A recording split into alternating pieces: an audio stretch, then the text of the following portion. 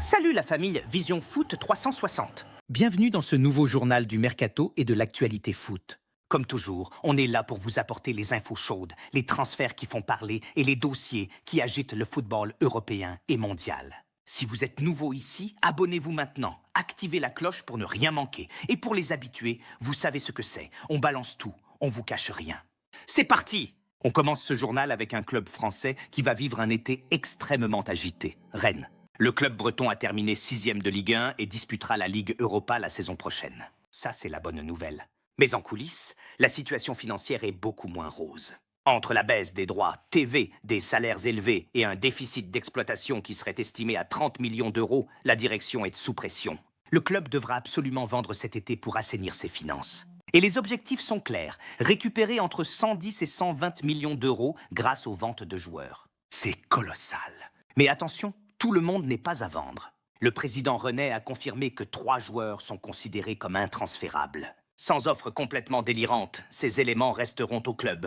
Le message est clair. Rennes vend, mais Rennes ne solde pas. Et pour compenser certains départs, le club pourrait recruter un joueur d'expérience. Un milieu de terrain bien connu de la Ligue 1, passé par Strasbourg et qui vient justement de terminer son contrat ailleurs, serait en route pour la Bretagne. À 32 ans, il apporterait du vécu et de la qualité. Le Paris FC était aussi sur le coup, mais c'est bien Rennes qui tient la corde. Un renfort intelligent pour une équipe qui doit gérer une double compétition l'an prochain. Et les gars, si vous appréciez le travail qu'on fait ici sur Vision Foot 360, le meilleur moyen de nous soutenir, c'est simple. Un pouce en l'air, un abonnement et partagez la vidéo autour de vous. Ça nous aide énormément et ça nous motive à continuer à vous sortir les meilleures infos. Restons en France avec 2 dossiers brûlants côté banque de touche. À Marseille, un nom circule avec insistance pour prendre en main le projet. On vous a posé la question, est-ce que ce profil est le bon pour l'OM ? Et vous avez répondu massivement, 67% pour, 33% contre. La majorité valide cette piste. Marseille a besoin d'un entraîneur avec une vraie vision de jeu et une expérience en Ligue 1. Le dossier avance. On vous tiendra informé dès que c'est officiel. À Lille, c'est encore plus concret. Selon la presse espagnole, le LOSC aurait déjà trouvé son futur coach. Et le nom qui revient, c'est celui d'un fils de très grande légende du football européen. Ancien adjoint de son père dans l'un des plus grands clubs du monde entre 2021 et 2025, ce jeune entraîneur connaît déjà la culture du football français. Il parle même français. Et il débarquerait dans un projet sérieux puisque Lille a terminé 3e de Ligue 1 et jouera la Ligue des Champions la saison prochaine. Son expérience précédente au Brésil, en tant que numéro 1, lui a permis de faire ses preuves. Maintenant, c'est l'Europe qui l'attend. Si ce dossier se confirme, ce sera l'une des nominations les plus marquantes de cet été en Ligue 1. Direction l'Espagne maintenant, et le FC Barcelone qui est clairement en mode « on achète tout ». Le club catalan vient de boucler une première recrue de poids en provenance d'Angleterre. Un ailier de Newcastle, estimé à 70 millions d'euros plus des bonus pouvant atteindre 100 millions supplémentaires. Le joueur doit passer sa visite médicale en Catalogne dans les prochains jours. Mais attention, selon la presse espagnole, ce transfert ne serait même pas le plus gros dossier offensif du Barça cet été. En interne, ce joueur est plutôt perçu comme un joker polyvalent, pas comme le numéro 9 titulaire que cherche le club. Et c'est là que tout devient fou. Le Barça aurait rencontré l'agent d'un grand attaquant argentin évoluant actuellement à l'Atlético Madrid, un joueur qui veut bouger. Une première offre autour de 70 millions d'euros plus un joueur aurait déjà été transmise à l'Atlético, qui l'a refusé net, préférant du cash. Mais le Barça envoie un message très clair. Avant la Coupe du Monde, ils veulent frapper très fort. Toujours en Espagne, Barça et Real Madrid ont coché le même nom pour renforcer leur défense. Alessandro Bastoni, le défenseur central de l'Inter Milan. Un joueur de très haut niveau, reconnu comme l'un des meilleurs à son poste en Europe. Du côté du Barça, il est présenté comme une priorité absolue en défense. Du côté du Real Madrid, le futur entraîneur aurait déjà signalé à la direction qu'il voulait ce joueur. Résultat ? Les supporters madrilènes se sont emballés. Sauf que l'Inter a très vite éteint l'incendie. Le président Nerazzurri a été catégorique. Bastoni est heureux à Milan. Il n'a exprimé aucun désir de partir. Son contrat court jusqu'en 2028 et le club n'est pas vendeur. Sauf retournement spectaculaire de situation, Bastoni ne bougera pas cet été. Barça et Real devront explorer d'autres pistes.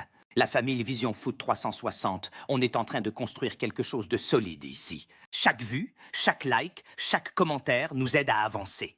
Dites-nous en commentaire, quel est selon vous le plus gros transfert de cet été ? On veut lire vos réponses. Puisqu'on parle du Real Madrid, parlons de son futur entraîneur. Le Portugais est encore officiellement en poste à Lisbonne, mais son retour à Madrid se précise. Les élections du Real Madrid sont prévues le 7 juin, et si Florentino Pérez est réélu comme attendu, le Portugais sera officiellement le nouvel entraîneur de la Maison-Blanche pour un second mandat. Selon la presse portugaise, les trois parties auraient trouvé un accord global, gardé encore secret pour le moment. Le point de blocage, une indemnité de 15 millions d'euros que réclamait le club de Lisbonne pour libérer son entraîneur de sa dernière année de contrat.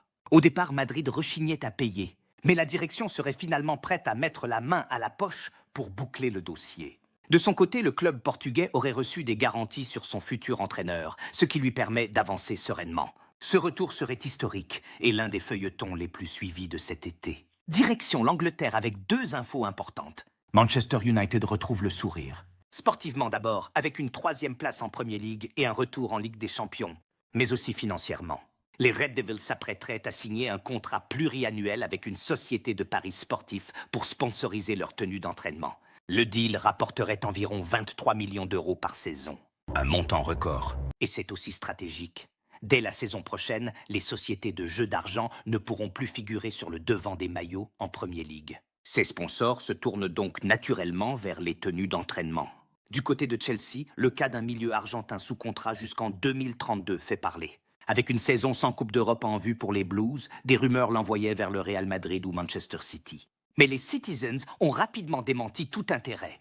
Leur priorité au milieu serait un autre profil, très convoité en ce moment en Premier League. Le dossier Chelsea est donc à suivre, mais pour l'instant, le joueur ne bouge pas. On enchaîne avec une belle histoire humaine et footballistique. André-Pierre Gignac, 40 ans, s'apprête à tourner une page immense au Mexique. Arrivé en 2015, il a inscrit plus de 220 buts en 444 matchs et est devenu une véritable légende du club et du football mexicain. Son dernier match pourrait être une finale continentale face à Toluca, une façon magnifique de dire au revoir. Mais à 40 ans, Gignac ne raccroche pas. Selon la presse mexicaine, il pourrait poursuivre sa carrière en MLS du côté d'Orlando City. Et là-bas, il pourrait retrouver un certain Antoine Griezmann. Un duo franco-français en Floride, forcément ça fait fantasmer. Orlando veut peser dans la MLS et concurrencer l'Inter Miami. Recruter 2 joueurs de cette stature enverrait un signal très fort. Une belle histoire qui se termine à Monterrey, et peut-être une nouvelle aventure qui commence en Floride. On suit ça de très près sur Vision Foot 360. Et on finit ce journal avec la mauvaise nouvelle du jour, et elle est sérieuse. À quelques jours du coup d'envoi de la Coupe du Monde, le Brésil reçoit un coup dur. Neymar est blessé plus gravement que prévu. Touché au mollet depuis plusieurs jours, il a passé une IRM et le verdict est tombé. Lésion de grade 2 au mollet. L'absence estimée par le staff médical se situe entre 2 et 3 semaines.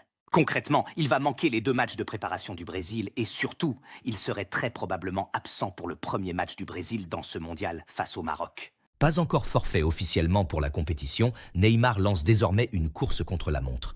Mais l'inquiétude est réelle au Brésil, d'autant que certains joueurs en grande forme ont été laissés en dehors du groupe. Cette blessure tombe au pire moment. On va suivre son état de santé de très près et on vous informera dès qu'il y a du nouveau. Voilà, c'est la fin de ce journal Mercato sur Vision Foot 360. On espère que vous avez apprécié ce tour complet de l'actualité foot. Beaucoup d'infos, beaucoup de dossiers chauds, et ce n'est que le début de l'été. N'oubliez pas, un like si la vidéo vous a plu, abonnez-vous et activez la cloche pour ne manquer aucune info. Commentez et dites-nous quel dossier vous intéresse le plus. Partagez la vidéo à vos amis fans de foot. On se retrouve très bientôt pour de nouvelles infos, toujours plus chaudes sur Vision Foot 360. Prenez soin de vous, restez connectés, et comme toujours, le foot, c'est notre passion. À très vite!